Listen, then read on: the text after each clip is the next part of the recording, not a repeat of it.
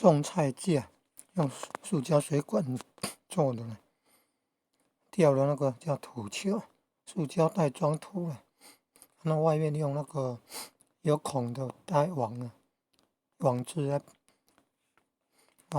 着，然后吊着。那也有用那个屋檐下挂铁链，挂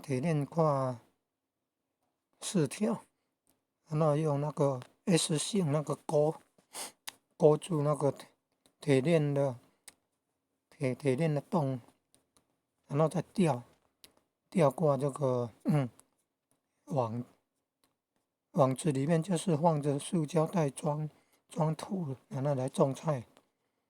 塑胶袋是要剪到那个土的上面一点点，然后有没有长出来，是碰到那个网子有够空气可以流通，阳光、空气、水可以浇水都可以进去，这样种菜。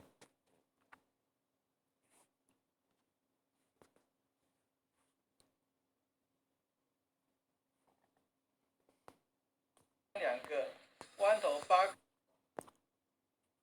你看来，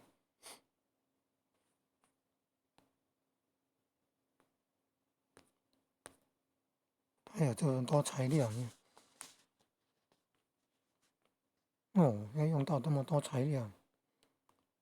网带36个，然后本来4条铁链，每一条铁链3层，吊3层，每一层3带，3×3得9，9乘以4条铁链，36个网带。你看，网带里面塑胶袋装土，土大概高10公分左右哟。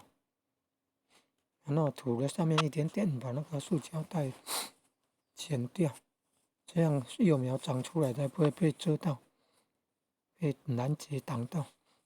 然后那个网袋浇水也方便，透气又透光透水，透光了透气了，浇水方便了。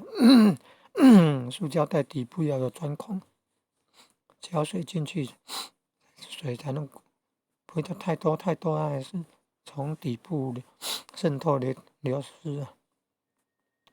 你看水管用到那么多，有洋钉钩，那个叫洋钉钩 S 型的吗？你看照片上好像不是，跟挂那个铁链的 S 型的不一样。平3通，要是水管相接啊，还有立体5通、立体4通，水管相接用的了。